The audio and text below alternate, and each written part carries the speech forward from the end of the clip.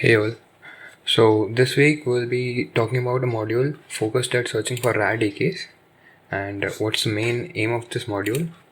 As I said, searching for rare decays, that is searching for hypothetical decays that should never happen according to the standard model, but there's a problem with the standard model and its inability to explain the mass of Higgs boson. So scientists propose supersymmetry theory and I have posted about it. You can take a look. So we'll be starting with our module. Most of the module uses sklearn, scikit-learn, and a bit of HEPML. What's HEPML? High Energy Physics Machine Learning Laboratory or library that has curated libraries, modules, and other documentation, especially for particle physicists and high energy physicists. So will be the training CSV and test CSV both can be obtained from this link.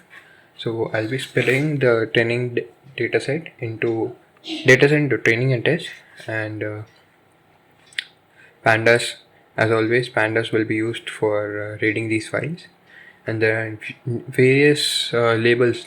Some of them are of use, some of them aren't. So I'll be using only a handful of labels. So for training the model, I have used AdaBoost classifier and I have kept the learning rate at 0.009 and n estimators at 120. This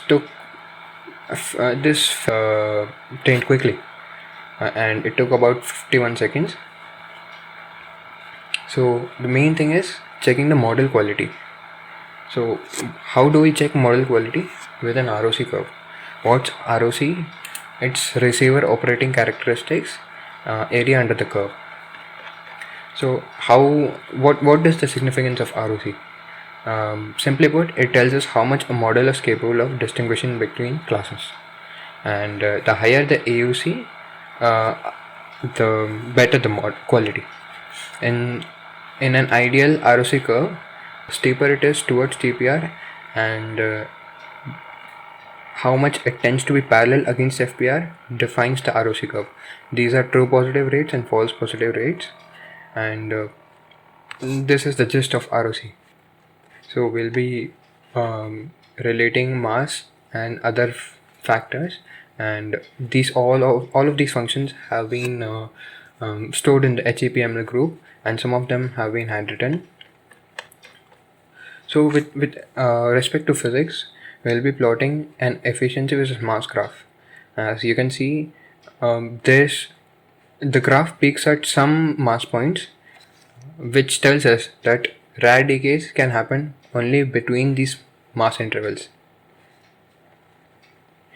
So all of this data, all of these rare decays are simulated because these actually can't happen according to the standard model. So we can't actually see them. So all of this has been simulated with a method called Monte Carlo. What's Monte Carlo? It's an amalgamation of random stochastic techniques, and it basically talks about random number sampling and the probability statistics. So why MC?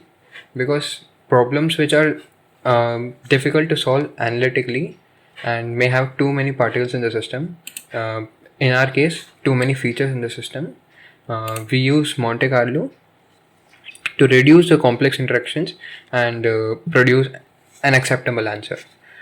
And for example, a simple example would be construct a square and construct a quarter circle.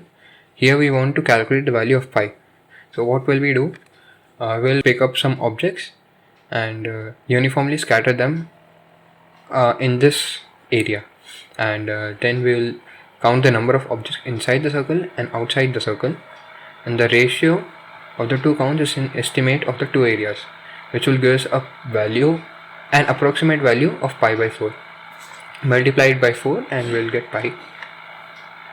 So this is basically Monte Carlo method. So Monte Carlo uses simulated data but uses real background noise. because there's no use in simulating background noise. It's just random noise, so it uses simulated data but real background noise. In real data, from the standard model, we use real test runs and real experimental runs and real background noise. So we plot a graph between the differences, and this is the graph we get. As you can see that it almost they almost agree with each other, but we have ran into a problem. That is, we don't have enough data to make observations. Like the graph, the graph cancels each other at the extremes at 0 and 1, but in between the prediction rate falls flat. So to actually observe something and infer data from it, and to prove and to validate our theory, we need to have observations. We need to take observations in this area. So how can this be done? We can add background noise.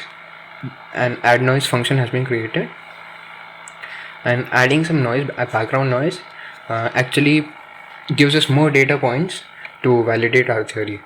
So like the graph hasn't changed, they still cancel each other, but we now have more data points to make observations. Now as we checked the ROC before, we'll be checking ROC of this model. Now it has noise, so you can see it is more steeper towards TPR and tends to be more parallel towards FPR. So this has better quality, and thus we have actually validated our model. Now I trained the whole model using the training sample. So that's it for this week. You can visit my repository at Centra Series and take a look around. Thank you.